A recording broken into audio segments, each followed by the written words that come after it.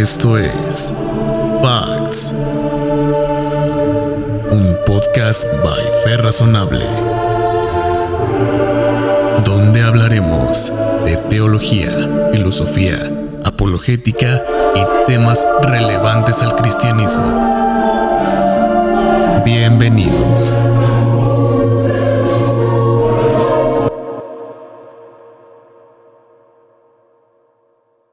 Welcome to everyone. My name is Juan, and I am a Reasonable Faith Chapter Director of Dr. William Lane Craig's ministry, Reasonable Faith. And I am here with Farid, a Chapter Director from Mexico, who will be the tech guy behind this interview. You won't be seeing him a lot. And I am also very excited to be here tonight with Dr. Bloom, to whom I will introduce just in a minute. I am very excited to be doing this video because, as many of you know, here in Latin America, we are working very hard to bring useful resources from trained scholars in the fields of theology, apologetics, and philosophy available in Spanish. This ministry is called Facts. As you might notice, this interview will be done in English, and I apologize in advance for any mistakes or mispronunciation that I can have, for I am not myself a native English speaker. Nevertheless, as I was mentioning, the purpose of these interviews will be to bring Christian scholars to talk about hot topics. Although the interviews will be done in English, we will translate them into Spanish so that all the people interested in these conversations can access to the amazing information that these scholars will be bringing to us. So, I am glad to have here Dr. Bloom, who has taught physics for almost 30 years at BIOLA University. And during the last decades, he has also taught courses that integrate Christianity and science. He also started the Master of Arts in Science and Religions program at BIOLA's Talbot School of Theology in 2004, in collaboration with the Christian Apologetics program. Dr. Bloom earned a PhD in physics from Cornell University, and then he went to seminary and completed a second PhD in ancient Near Eastern studies, so that he would have advanced formal training in both science and theology. So, Dr. Bloom, it's an honor to have you here with us. Thank you very much. How are you? Doing well. It's glad to be here. Yeah, thank you very much. Okay, so Dr. Bloom, since we want to have into consideration your time, I think we can dive directly in today's question. Is there science in the Bible? And since you have background in both topics, I think there's no one better prepared to answer this than you. So, Dr. Bloom, I am aware that you do not see the Bible as a science textbook, yet you do think that when it speaks about scientific issues, the Bible is correct. Could you elaborate a little bit more on that, please? Sure. The Bible doesn't have the laws of physics or chemistry in it or something like that. But there are times when the Bible speaks about very basic things, such as in Genesis, where it talks about God creating the world and so on. So when the Bible's speaking to some issue that one might say science can check up on or something like that, I'd certainly hope it would agree if the author of the Bible and the creator of the universe are the same person. I'd expect the story in the Bible to match with that. So just to give one example of this, Genesis 1:1 starts out, in the beginning, God created the heavens and the earth. And that implies a creation from nothing. And there's other verses in the Bible that echo that and repeat that idea quite a bit. So that's an idea that physics stumbled across maybe a century ago or so. So that sense of, describing how God made the world, it's in the Bible. The author of nature and the author of the Bible look like they're the same. Okay, that's awesome. So just to make a brief summary, we're talking about the Bible not containing like literal descriptions of I don't know, the first laws of thermodynamics or something like that, but we can see matches between what the Bible describes and what nature shows us, right? Right. That's a good way to summarize it. Yeah. The Bible will describe God doing or creating something, and then we go, gee, I go to my astronomy textbook, and the same sequence of events or a similar sequence of events is there. Okay, that's awesome. Dr. Bloom, since this idea is very, I would say, very wide, could you share with us maybe two or one examples of this relationship that you're talking about in the Bible? Yeah, again, I mentioned Genesis 1:1 tied to an ex nihilo creation. Another one there in Genesis that I find fascinating is the plants are made on day 3, and then the sun shows up on the 4th day later. And I'm sure all the ancients were like, how can you have plants before the sun shows up, right? Yeah. But what we've discovered in the creation of the earth is that the plants are necessary to change the atmosphere so that it becomes transparent. The additional oxygen levels that only plants can produce would change the composition of the atmosphere so that you would have clear days. So you would have translucent days, day and night, and hazy days and so on. But you wouldn't see the sun or the moon or the stars until the plants did their thing and changed the atmosphere by adding all the oxygen. So that's just another feature in the sequence of, wow, gee, the sequence of what's there fits what we see. A very big one in the Bible in many places is how stable the physical laws are. Again, it's in Genesis. God says after the flood, as long as the earth remains, day and night, springtime and harvest, summer and winter will not cease. Then in Jeremiah 33:25, again, very famous verse again, where God will not change the physical laws or the way the universe runs. And that's actually what got science started, interestingly, is people looked at that and said, the world looks kind of messy, but if there's a God behind it who says he's set it up to work in very fixed ways, maybe we can see these patterns or discover these patterns. So that's the aspect of these some of these sequences in the creation process, and then in just the God saying, here's how I set it up to work, that ring true today. Wow, that's amazing. And talking about these laws that you mentioned, I just recall that some people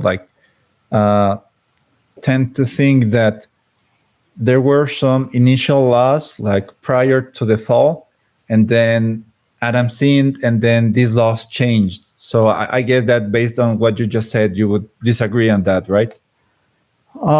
There might have been some changes in terms of maybe parasites developing or something like that. Maybe some bacteria becoming pathogenic or disease, but nothing big. I know some people have said like, oh, the second law of thermodynamics started at the fall. Exactly. I think the second law was kind of built in to the creation. But when you understand how it works, the second law just says that the most likely thing to happen statistically is what's actually going to happen. So it's not super profound, and that's sort of the way the world seems to run and would have run before the fall, so but yeah, there were some changes, but nothing dramatic. The laws of physics, I think God set up when he first created it, and they're still running. So Wow, yeah, I think that all of our viewers will certainly think twice about these passages when they read them again. So, Dr. Bloom, at a popular level, some Christians have called this relationship between science and the Bible as concordism. From my understanding, you consider yourself as a soft concordist, sorry. And so could you explain to us a little bit more about what's the difference between these two words or categories? Yeah. But let me step back a little bit. The very old idea, going back to St. Augustine, is a dual books, or two books of God's revelation, where we see God's handiwork in the creation, and then we have the words on a page from his prophets and apostles. So God's revealed himself to us in two ways. And that's deep in church tradition for a long time. Concordism is how do you relate those two to each other? What we see in the world, and then we're relating that to the Bible, particularly with regards to science. So there's some people who would be hard concordists that just look for any possible thing in the Bible that tells us or prophesies about science. One would be like Daniel 12:4 says that in the end times, people will go to and fro and knowledge will increase. So they go, oh, there's jet planes, jet aircraft for people travel. And then that's the internet, knowledge increasing. And you're like, no, come on, so it can be overplayed. But interestingly enough, skeptics do this too, where they'll look at passages in the Bible and try to interpret them in a woodenly literal way, that even though it's a metaphor or it's figurative, they'll try to make it be understood in a woodenly literal way. So there's all kinds of contradictions in the Bible because the earth moves through space, and Psalm 93:1 says God's established the earth so it cannot be moved. So skeptics will press this hard concordism. What I would advocate is, as you said, is sort of like a soft or maybe a moderate concordism, where let's beware of metaphor and language of appearance in the Bible, because it's to be understood by everyone.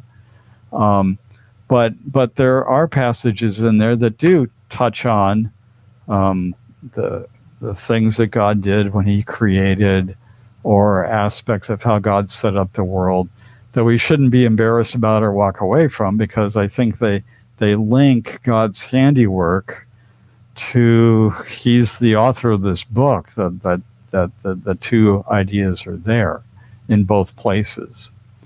So that in a nutshell, I guess, is the best way to think of it. Let's look for clear passages or repeated concepts that aren't just poetic, and see the linkage with, now we understand the world better through science, and that those ideas are in the Bible quite clearly. So. Wow. Yeah. So, Dr. Bloom, based on what you just said,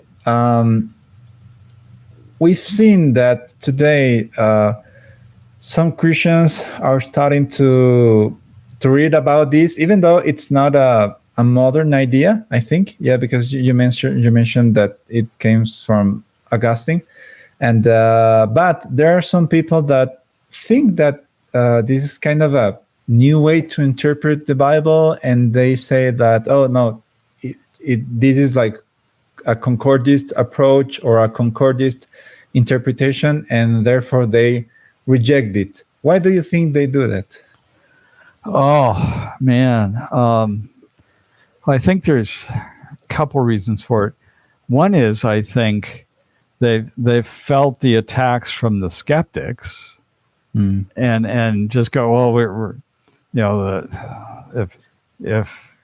if the Bible really says that the earth can't be moved, then we just have to distance any science from the Bible, rather than looking at the passage more carefully in context and going, it's a kind of poetic reference that the earth in context doesn't move unless there's an earthquake, So one is not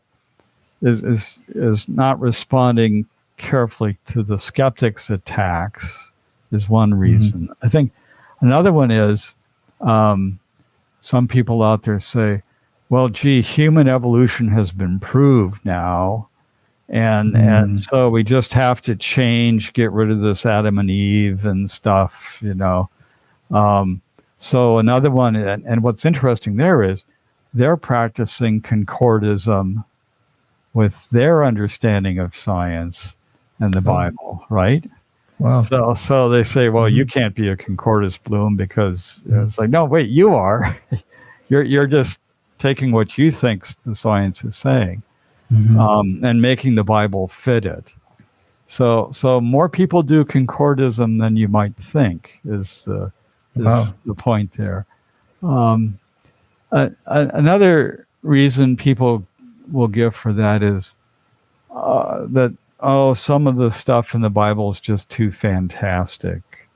The serpent talking there in the Garden of Eden, or where Eve coming from Adam's side, so scientifically we know animals don't talk, or that's not where Eve came from. So again, they're doing a little bit of concordism themselves, right? Yeah. With that. So, but we weren't there. Is kind of my response, and there are a lot of flaws in the secular human origin story. So I don't think we have to accept that as fact. So I think we can stay with no. I think Genesis here is trying to tell us a history. We want to try to fit our science with that, all of our knowledge with that. And I think we can make them work. So, but everybody does concordism is kind of the point. That's interesting there, I think.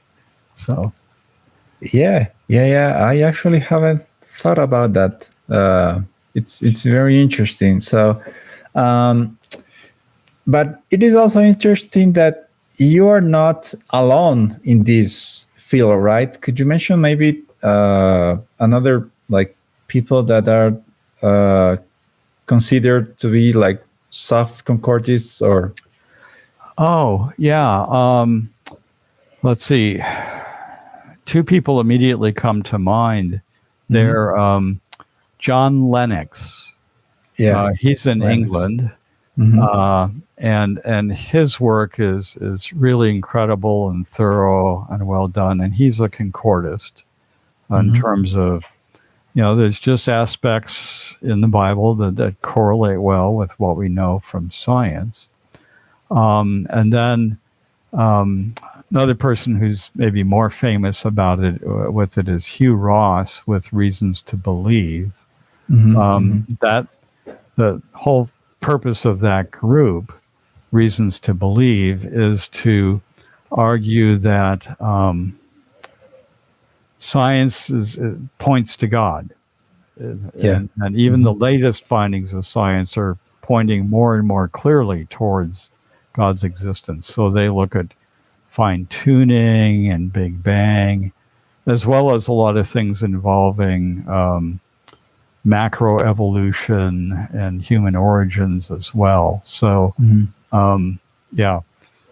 again, reasons.org, if you want to advertise the site, has a lot of resources there that, again, that's their approach is, the science and nature point us to God and the scriptures.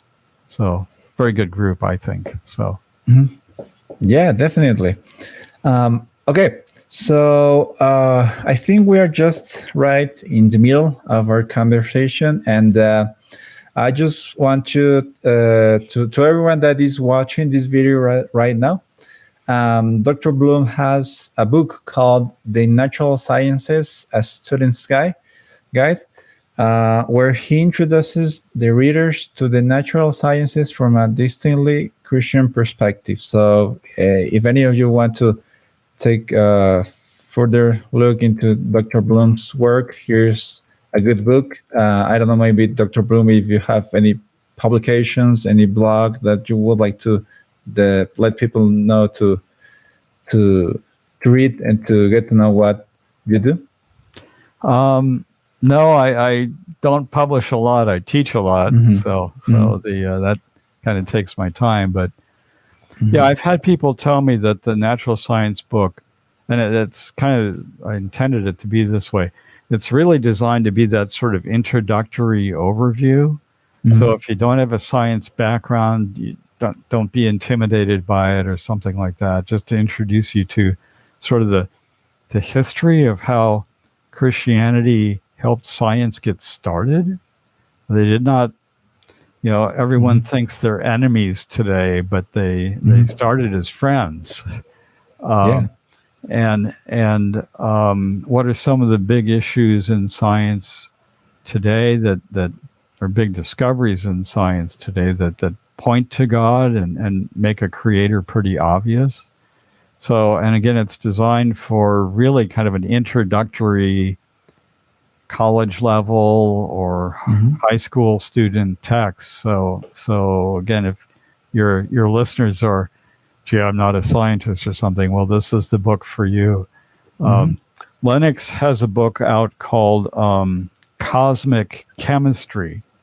If you really want to chew on basically the same material, but at that real high level, it's still readable and enjoyable and so on, but full throttle level. Cosmic Chemistry is very good, as well as many of the books, all the books that Reasons to Believe does as well. So. Okay, yeah, that's awesome. And if any of you guys is interested in that book, you can certainly find it in Amazon. It's available on Kindle.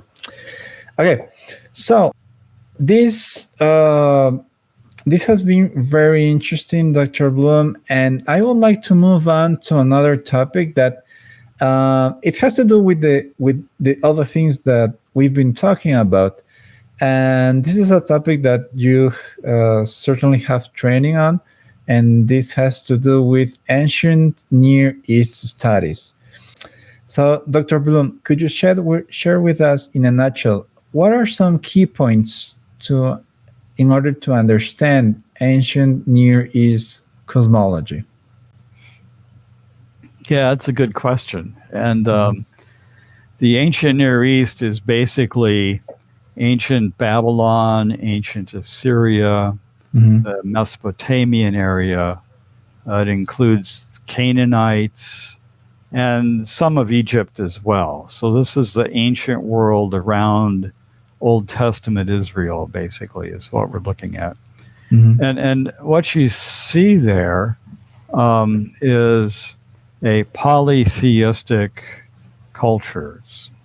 Everyone believes in many gods, that there's a God associated with all the material stuff around, and all the material stuff is associated with various gods as well. So probably the big change for us as Westerners or moderns is we're monotheists, or there's no God at all commonly, but there's just this world of spirits and gods, and then the sky up there is all full of, the planets are all gods, stars are gods, and so on. So thinking of everything as a deity is just a bit weird for us. But that's how they thought of and imagined the world. So the creation accounts in the ancient Near East are basically genealogies. This God gave birth to this God, gave birth to this God, gave birth to this God. And there's all kinds of other things they did too, but it's commonly birth. So you're getting genealogies as your creation stories, right? Because the gods are stuff, and the stuff is God. So that's basically how they're thinking. And a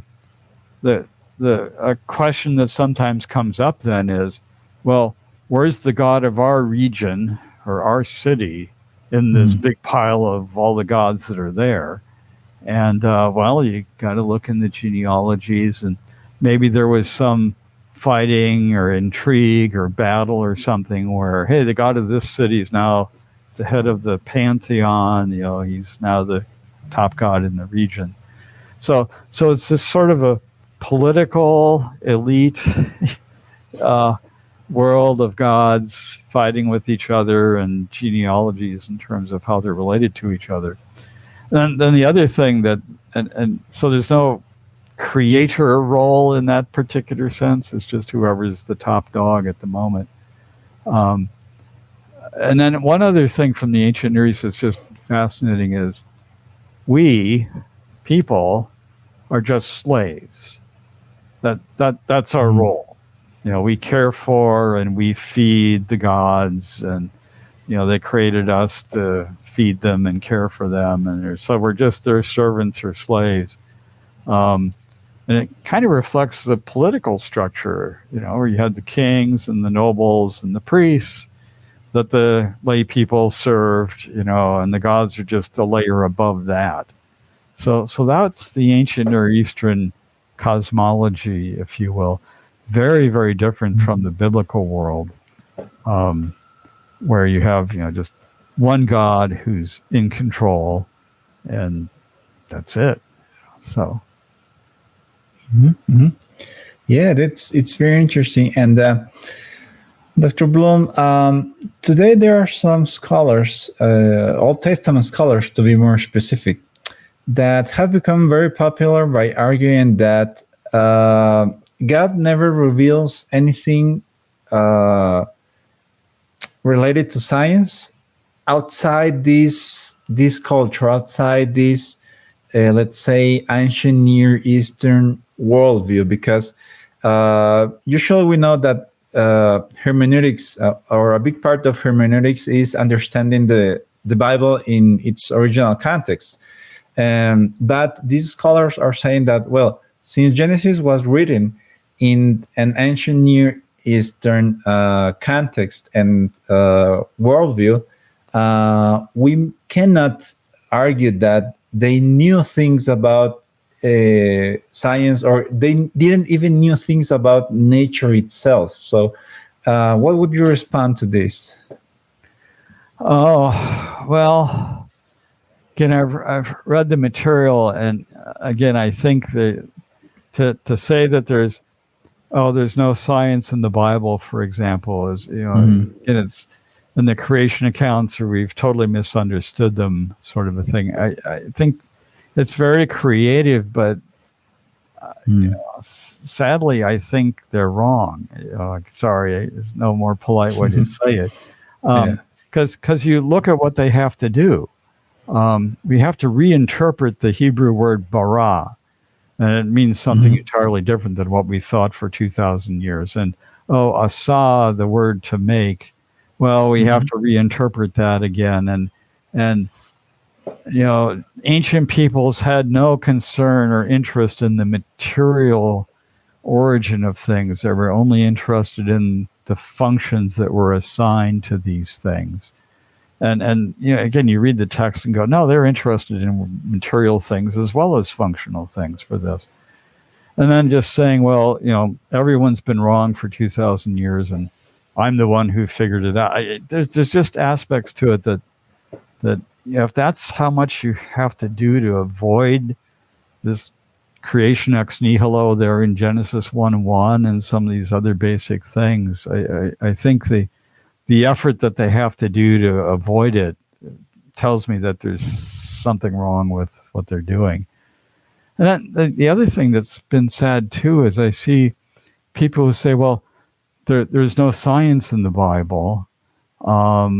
As they've gone on with their work, they go, well, there's no real history in the Bible either. We were kind of mistaken about that. And then there's no real morality in the Bible either. We were kind of mistaken about what Leviticus and Deuteronomy and Exodus and the Ten Commandments are trying to tell us, and so on.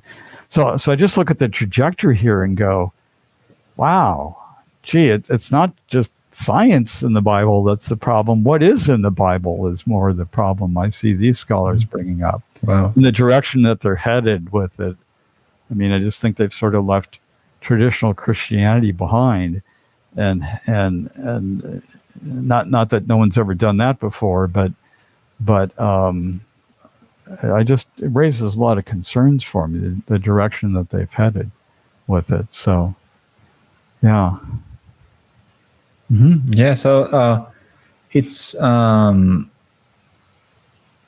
interesting to listen to this, because the way you portray this is that okay, we can say that maybe there is no science in the Bible, but we can use like the same argument to say that, as you just mentioned, there's no morality in the Bible, and there's this is not in the Bible anymore, and this is not in the Bible anymore. So we can like escalate this very quickly, right? And that seems to be what's been done by some scholars as well. So it kind of starts with the science, I guess, because maybe that's easy to shoot at, and then has just kind of continued in some people's works. So to me, it's a concern to see that trend. Mm-hmm. So, but yeah. Mm-hmm. Wow, yeah. Dr. Bloom, this topic inevitably leads us to the interpretation of the first chapters of Genesis. How would you say that the writer of Genesis wanted us to understand what he wrote? Maybe as purely historical book, maybe as history plus figurative language, or maybe even with some like new terms that have been coined today as mytho-history. What is your view about these interpretations today of Genesis?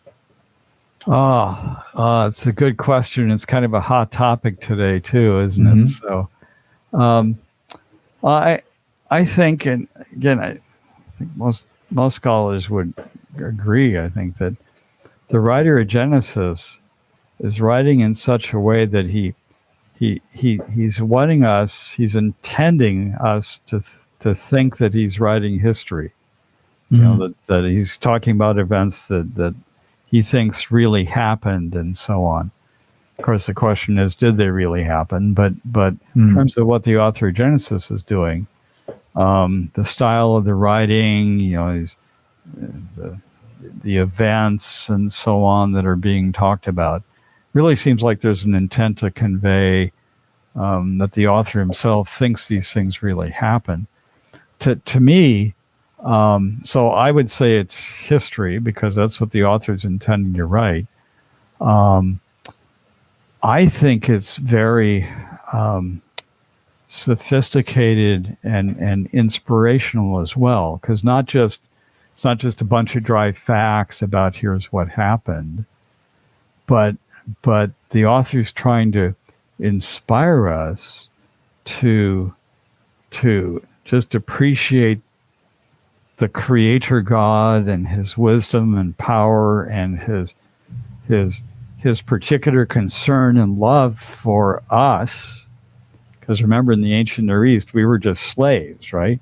So, an afterthought, gee, we need somebody to take care of us. So, but no, I mean, just our stature and position and the creation's very, very different in the Bible. And so to me, it's history, but it's sort of like Shakespeare writing history or something like that. It's got this goal to motivate us and inspire us to love our Creator and appreciate how we got to be in the situation we're in and a kind of our privileged status and so on. So there's a lot going on in the Genesis accounts there. But I wouldn't want us to use the term myth, because for so many people, at least in English, it means never happened, just made up stories like fairy tales or something like that. So I would call it a sophisticated inspirational history, because again, that's I think what the author is trying to do: inspire us, place us, our relationship to God, His relationship to us. What's our role here in this life, and so on, and how do we end up the way we are? So there's a lot going on there, but I would call it history. So,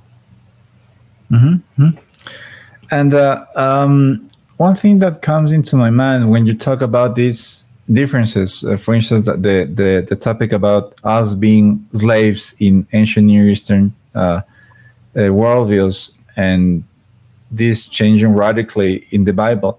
So, would you say that differences are more important than similarities when talking about the Bible and the context in which it was written? Oh, yeah, that's a very good observation. Something I should have said. Very good. Yeah, because the ancient Near Eastern context is important for understanding, what's the world in which the ancient peoples, the ancient Israel lived. But the contrasts are the important things. The similarities are interesting, but the contrasts are more important, because what do you see going on? The Bible's constantly warning Israel not to follow the gods or the thinking of the people around them. So the Bible's always stressing the differences between the God of Israel and all those idols and gods and so on out there. So when people come in and focus only on the similarities, and that's sort of the rage for people to do today. We're just going to look at the similarities. It's like, no, wait, look at the differences, especially since the Bible itself is telling you what really counts, dudes, are the differences. So, and then you see, just in the creation account, you got genealogies and gods fighting each other. And in Genesis, you've got one God speaks and it happens. So he's in control. It happens. No back talk, because there's nobody out there to back talk, and that's of any power to back talk anyhow. So the differences there between the surrounding cultures, what's called the ancient Near Eastern mindset, if you can think of it in any unified way, and what's in the Bible, just that the differences are dramatic. So yes, I'm glad you brought that up, because that's the thing that I think is so often ignored in these discussions is we get kind of looking at the similarities and then just kind of miss. Whoa, they're very different perspectives that Israel's coming at the world and its God, and other peoples are coming at the world and their farm of gods that are out there. So very good, thank you. No, thanks to you. I think it's a very interesting question also. So Dr. Bloom, we're just coming to the end of this interview, and before closing this up, I would like to ask you a final question that it's maybe it has to do with these topics. When we talk about the Genesis account, and specifically the first chapters of Genesis, it seems to be that there are some stories, let's say, that try to portray God, let's say, in an anthropomorphical way. For instance, when we read that God was walking through the Eden or something like that, my question is, do you think that these specific instances when it seems to be like the author is trying to teach the people something about God, but not teach them something literal, because God is this omniscient being, omnipotent, infinite, and like to portray him walking through the Eden, it's kind of a mismatch, So what is your view about these specific passages?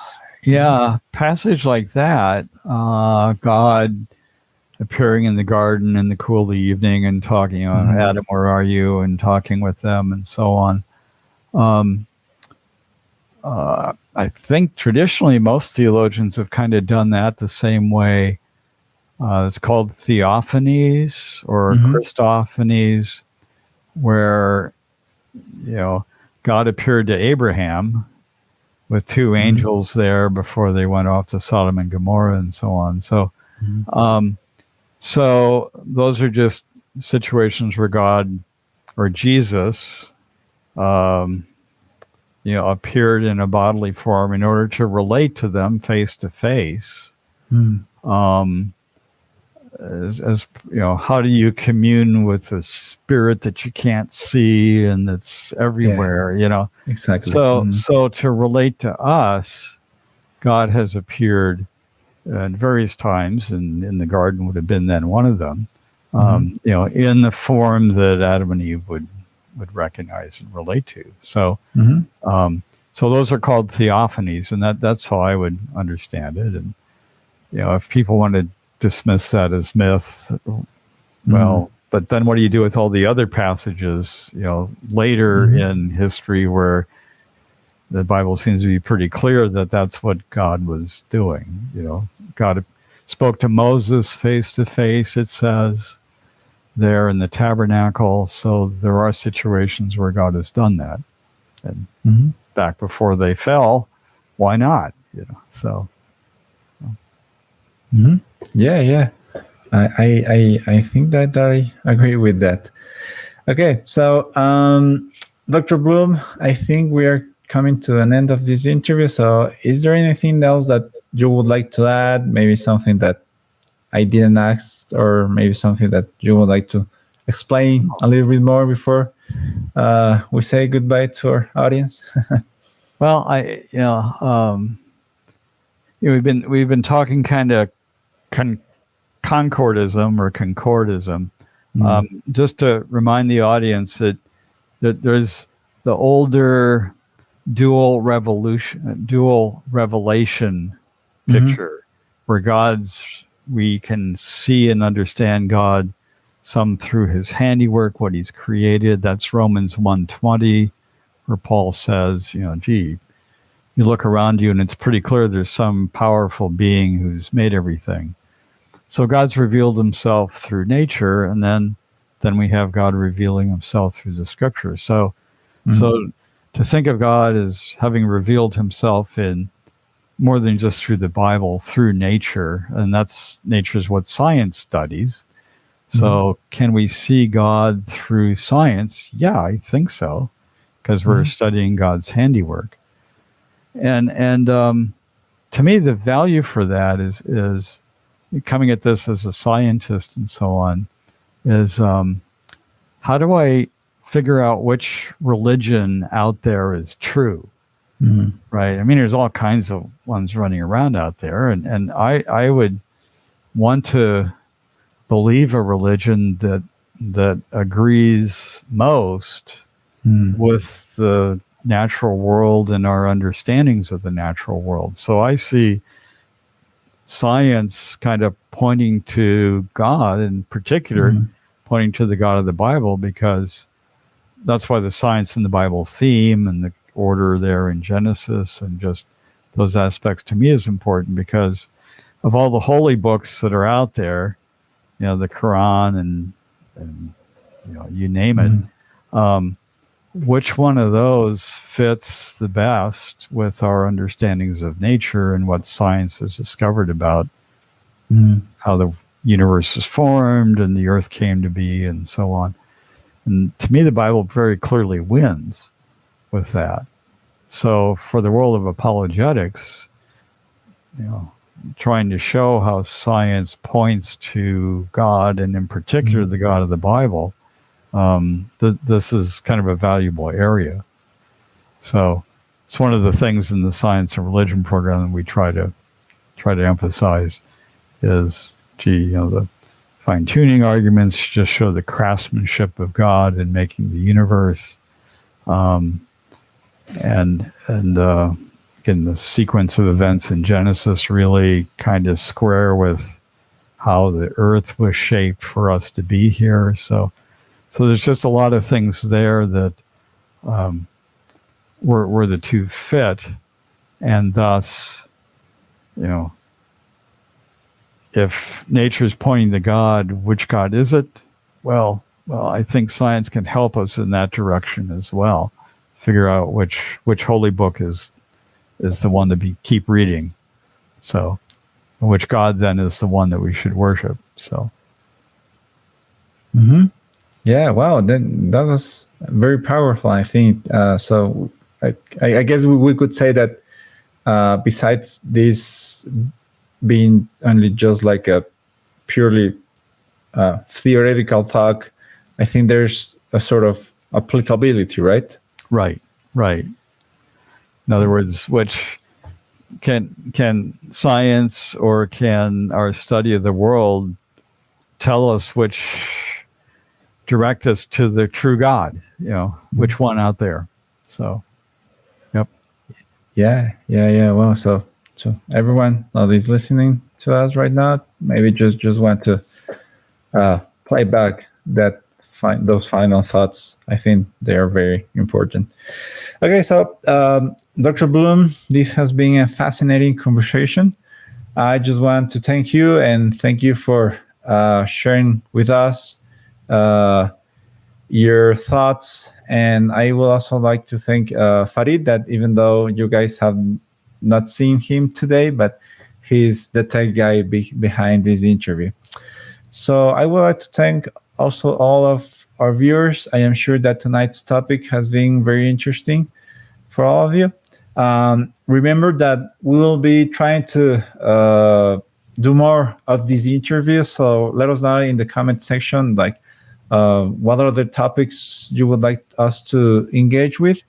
Again, thanks everyone. Thank you, Dr. Bloom. It's been a pleasure to have you here with us. It's been a pleasure to be here again too. Thank you.